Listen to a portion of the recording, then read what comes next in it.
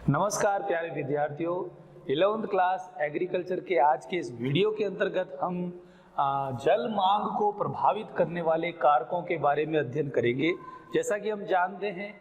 कि जल मांग जो है वो पादपों की वह आवश्यक जल की मात्रा होती है जिसके बगैर पादप अपना जीवन चक्र पूरा नहीं कर सकता है। और जल मांग वाष्पोत्सर्जन के ऊपर निर्भर करती है, ठीक है। और उसके द्वारा जो जल के वाष्पीकरण के द्वारा जो जल की वाष्प के रूप में हानि होती है उसके अंतर्गत, और पादपों के अंदर अन्य जो क्रियाएं होती हैं, जो आवश्यक क्रियाएं हैं जिसके अंदर जल भाग लेता है, और पादपों में ये जल जो है जाने के बाद में ही प्राण वायु जो है वो निर्मित होती है जल के प्रकाशिक अपघटन के द्वारा। तो हम जल मांग को, जैसा कि सूत्र के अनुसार हम पहले पढ़ चुके हैं कि जल मांग क्या चीज होती है। तो जल मांग के अंतर्गत हम देखें तो वाष्पोत्सर्जन जो कि एक आवश्यक बुराई है, वो पादपों के द्वारा होना बहुत जरूरी है। लेकिन इसमें हम ये जानते हैं कि जल की हानि होती है, लेकिन जड़ से उसकी पत्तियों तक पानी को पहुंचाने के लिए वाष्पोत्सर्जन की क्रिया जो है वो एक आवश्यक बुराई का काम करती है, क्योंकि इसके द्वारा पानी की कमी पड़ती है। क्योंकि पादप की जो पत्तियां हैं उन पत्तियों के अंदर जो रंध्र पाए जाते हैं, उन रंध्रों के द्वारा जल जो है वाष्प के रूप में बाहर निकलता रहता है। जैसे जैसे जल वाष्प के रूप में बाहर निकलता रहता है वैसे ही वैसे जो है पानी जो है जड़ के द्वारा जो है वो अवशोषित होकर के जाइलम से होते हुए वो पत्तियों के अंदर पहुंच जाता है। तो जाइलम के माध्यम से जो जल की मात्रा है वो जड़ से पत्तियों तक पहुंचाई जाती है। तो जाइलम और यहाँ पर जल को पहुंचाने के लिए एक ट्रांसपोर्टर सिस्टम का काम करता है, और पत्तियों के द्वारा जो जल की वाष्प के रूप में हानि होती है वो आवश्यक बुराई है। और इसके बाद में साथ ही साथ क्या होता है कि वाष्पीकरण की अगर अपन बात करें तो वाष्पीकरण भी जो है वो भी होता रहता है। क्योंकि जब हम खेत में पानी देते हैं तो मृदा के अंदर पानी जो है वो धूप के कारण उसका वाष्प में बदलना, और फिर वाष्प के कारण जो वाष्प जो है वो वाष्प वायुमंडल में चली जाती है, इससे भी जल की मात्रा में कमी आती है। तो हम ये जानते हैं कि हम जल मांग इसलिए ध्यान में रखते हैं कि भी किसी भी तरह से एक्सेस क्वांटिटी के अंदर जो है वो पानी हम थोड़ा सा उसको ज़्यादा दें, क्योंकि हमें मालूम है कि कुछ पानी तो जो है वाष्पोत्सर्जन में निकल जाएगा, कुछ पानी वाष्पीकरण में निकल जाएगा, और कुछ पानी जो है वो अन्य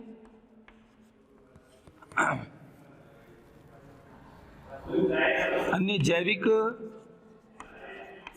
क्रियाएं जो हैं उन क्रियाओं के अंदर, जो कि पादपों के अंदर पाई जाती है, अन्य जैविक क्रियाएं जो होती हैं उनके अंतर्गत ये पानी इस्तेमाल होता है। तो पानी की कितनी मात्रा है जिसका उपयोग केवल पादप को होना चाहिए, तो ये पानी वाष्पोत्सर्जन के माध्यम से निकल जाता है, ये वाष्पीकरण से निकल जाता है, अन्य जैविक क्रियाओं में इस्तेमाल हो जाता है। उसके बाद में जो पानी है वो वास्तविक जल की मात्रा जो है वो उसको मिल पाती है, तभी वो पादप जो है जीवन चक्र अपना पूरा कर सकता है। तो जल मांग के अंतर्गत हम उसकी सारी जरूरतों को ध्यान में रखते हुए उसकी जल की मात्रा को हम देते हैं, ठीक है ना। मान लो एक पादप को 1 लीटर पानी चाहिए, ठीक है ना, तो उसमें मान लेते हैं हम कि भाई 100 ml पानी जो है वो वाष्पोत्सर्जन में निकल जाएगा, और 100 ml जो है वो पानी वाष्पीकरण में निकल जाएगा, और 50 ml करीबन जो है वो पानी वो अन्य जैविक क्रियाओं के अंदर निकल जाएगा। तो इस प्रकार से पीछे जो 750 ml जो पानी है, ठीक है ना, वो पानी वो पादप इस्तेमाल करता है अपने लिए, ताकि उसका जो स्वाभाविक वृद्धि और स्वाभाविक विकास जो है वो हो सके। और इसी चीज को ध्यान में रखते हुए हम क्या करते हैं, ये जानना की कोशिश कर रहे हैं कि यहाँ पे जल मांग को प्रभावित करने वाले कारक कौन कौन से हैं। तो जल मांग को प्रभावित करने वाले कारकों की अगर अपन यहाँ बात करें तो यहाँ पर सबसे पहला कारक जो है वो है फसल की प्रकृति, ठीक है ना। तो हम ये देखते हैं कि फसल की प्रकृति यानी कि नेचर ऑफ द क्रॉप क्या है ना। तो वो नेचर हर फसल का अलग अलग होता है। जैसे कुछ फसलें ऐसी होती हैं जिनको पानी की आवश्यकता कम होती है। जब हम खरीफ के मौसम में उन्हीं फसलों को बोते हैं जिनको पानी की आवश्यकता कम होती है, यानी कि कम पानी को चाहने वाली फसलें जिनको हम खरीफ के मौसम में बोते हैं, क्योंकि हम जानते हैं कि इस फसल का जो जलमांग है वो सिंचाई जल के द्वारा नहीं बल्कि वर्षा जल के द्वारा ही इसकी पूर्ति हो जाती है। क्योंकि वर्षा होती है, क्योंकि मानसून पर आधारित फसल है और पानी इसको कम मिल पाता है, यानी कि कम पानी के अंदर ये अपने आप को क्या कर सकती है, सरवाइव रख सकती है। तो उसके लिए हमें कम पानी को चाहने वाली फसल, यानी कि ये एक प्रकार की उसकी फसल की क्या होगी, प्रकृति होगी, उसका एक नेचर हो गया, और जिसके द्वारा फसल जो है वो क्या करती है, अपनी आवश्यकता को पूरा करने के लिए जलमांग को काम में लेती है। तो जिस फसल की जलमांग जो है अधिक होगी, जिनको पानी ज़्यादा चाहिए उनकी जलमांग अधिक होगी, और जिनको पानी कम चाहिए उनकी जलमांग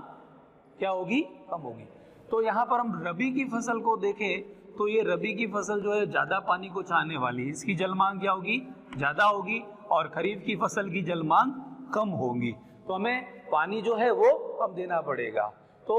और फिर तीसरी बात आती है अपने जायद की फसल की। तो जायद की फसल के अंतर्गत भी हम देखें तो ना तो इसमें ज़्यादा पानी की आवश्यकता होती है और ना ही ज़्यादा कम, यानी कि हम मध्यम प्रकार की हम जल मांग को ध्यान में रखते हुए इसकी क्या करते हैं, जल मांग की पूर्ति करते हैं। तो फसल की जो प्रकृति है कि वो दलहनी फसल है, तिलहनी फसल है, या वो मसाले वाली फसल है, या वो कुकुरबिटेसी कुल की, कुष्मांड कुल की फसलें हैं, तो अलग अलग प्रकार की फसलों की जो विविधता है, जो वेरिएशन है, जो उसके अंदर अलग अलग प्रकार का जो डिफरेंशिएशन पाया जाता है, उस डिफरेंशिएशन को देखें तो फसल अलग अलग प्रकार की होती है, तो उनकी जलमांग भी अलग अलग प्रकार की होती है। उन जलमांग के आधार पर इन फसलों को अलग अलग कैटेगरी के अंदर रखा गया, उनको अलग अलग श्रेणी के अंदर रखा गया, ताकि इनकी जलमांग को ध्यान में रखते हुए इनकी सिंचाई की जा सके। तो खरीफ के मौसम के अंदर वर्षा जल के द्वारा सिंचाई हो जाती है, और रबी के मौसम में हमको वर्षा के ऊपर निर्भर नहीं रहना पड़ता, हमको वहीं पर रबी की फसल के अंतर्गत हमको सिंचाई करनी पड़ती, कृत्रिम रूप से सिंचाई जल को दे करके हम उसकी जलमांग को पूरा करते हैं। तो दूसरी बात आती है मृदा की। तो मृदा जो है वो जलमांग को प्रभावित करने वाले कारकों के अंतर्गत इसको रखा गया है, क्योंकि हर स्थान विशेष की जो मृदा है वो अलग अलग होती है। कहीं पर मृदा के हम कणाकार की अगर बात करें या मृदा के उसके रंग की बात करें तो लाल मृदा है, कहीं भूरी मृदा है, कहीं पर काली मृदा है, कहीं पर है ना पीली भूरी मृदा है, ठीक है ना। तो इस प्रकार से अलग अलग कलर की जो मृदाएं हैं, तो उन मृदाओं के जो कणाकार की अगर पर बात करें तो कणों का जो आकार है ना, तो उस कणों के आकार के आधार पर उस मृदा के अंदर एक तो हम शुष्कता की बात करें कि वो मृदा कितनी शुष्क है, भौतिक रूप से शुष्क है या वो कार्य की रूप से शुष्क है, कार्य की शुष्कता उसके अंदर पाई जाती है, या शुष्क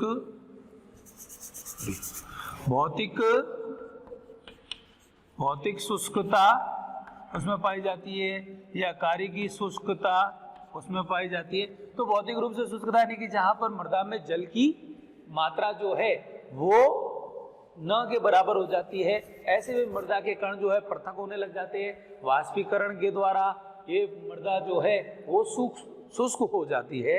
और उसमें नमी की मात्रा बिल्कुल नहीं रहती है। तो ऐसे में लेकिन कार्य की शुष्कता की अगर अपन बात करें तो यहाँ पर मृदा के कणों के मध्य में जो है अनावश्यक रूप से पानी जो है अतिरिक्त मात्रा में इसके अंदर जल बढ़ जाता है। तो मृदा के कणों के अंदर जो जल को धारण करने की क्षमता यानी कि वाटर होल्डिंग कैपेसिटी जो है, जल धारण क्षमता, वो उसके कणों के आकार के आधार पर होती है। यदि कण बारीक होंगे तो जल धारण क्षमता अधिक होगी, अगर कण मोटे होंगे तो उनके अंदर रंध्रावकाशों की संख्या बढ़ जाने की वजह से पानी जो है वो क्या हो जाएगा, उसका रिसाव होकर के और रिस करके वो निष्कालन के द्वारा नीचे चला जाएगा।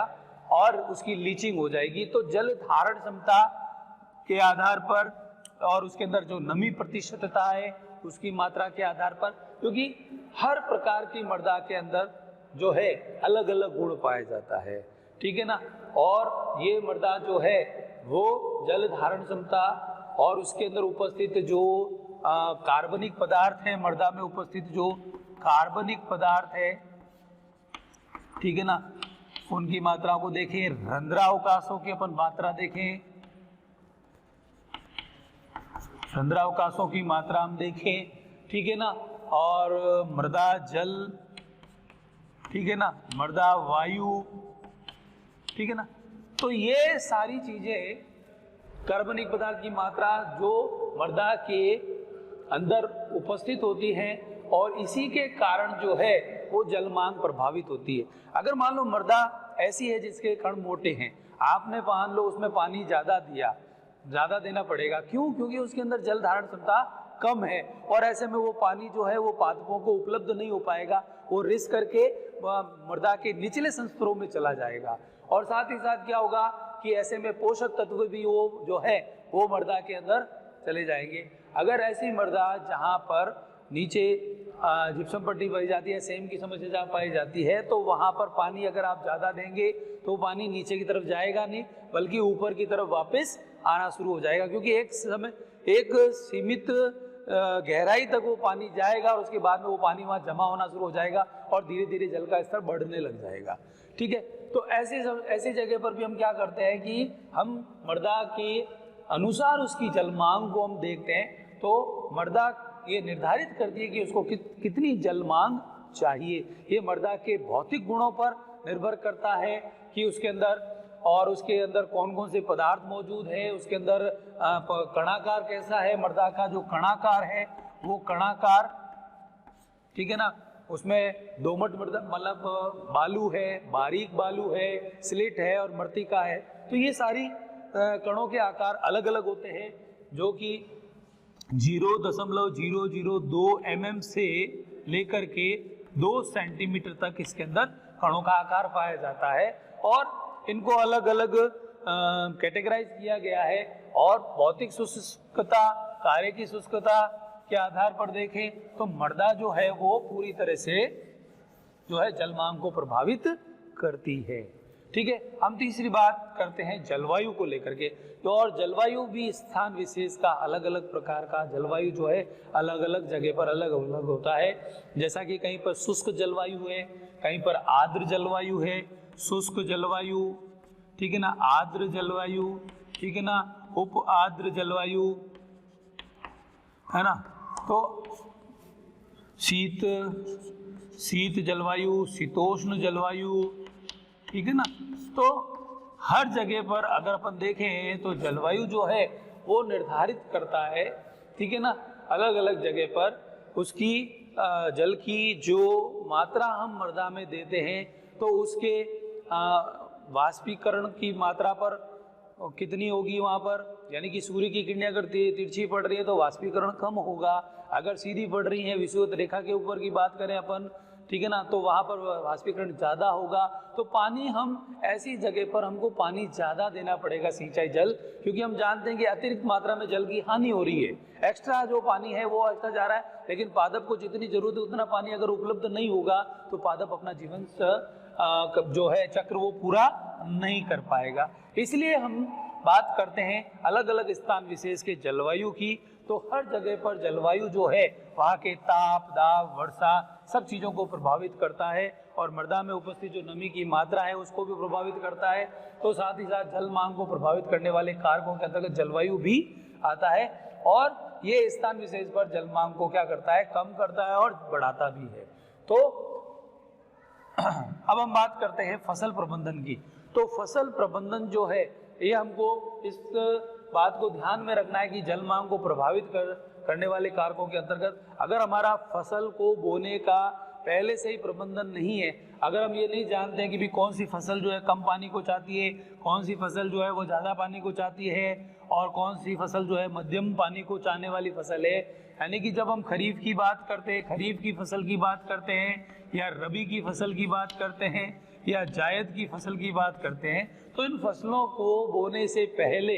हमें मालूम होना चाहिए कि हमको इस फसल खरीफ के मौसम में कौन कौन सी फसलों को बोना है ना। हम पहले से इनको श्रेणीबद्ध कर सकते हैं और रबी की फसल को हमें बोना है तो उसके अंदर कौन सी फसलों को बोएं और जायद के अंदर कौन सी फसलों को बोएं। तो बोई गई फसल जो है वो मर्दा के अंदर, जैसे खरीफ के अंदर हम कम पानी को चाहने वाली फसल जैसे बाजरा है, मूंग है, मोट है, हम इसको बो सकते हैं। रबी के अंदर जैसे सरसों है और गेहूं है, इसको बो सकते हैं। और इसमें हम क्या कर सकते हैं, सब्जियों वाली फसल जैसे तरबूज है, खरबूजा है ना, लौकी है, तो तोरई है, यानी कि जो कुष्मांड कुल की या जो कुकरबिटेसी कुल की जो पौधा है, और उसके साथ ये मूंग भी इसके अंदर हम जायद के अंदर बो सकते हैं। तो इससे क्या होगा कि एक फसल का हमने प्रबंधन कर लिया, उससे उस मृदा के अंदर उपस्थित जो नमी की मात्रा में किसी भी तरीके से कमी नहीं आएगी और रबी के अंदर उसको बरकरार रखते हुए उसको जायद के समय भी उसको मिल जाएगा वो पानी। और जब जायद के अंदर अपन काम में लेंगे, जब सिंचाई करेंगे तो उस नमी को बरकरार रखते हैं अपन खरीफ के मौसम में, ताकि फसल की जब मृदा की हम तैयारी करें तो उस समय हमें अतिरिक्त मात्रा में सिंचाई की आवश्यकता नहीं पड़े। तो कुछ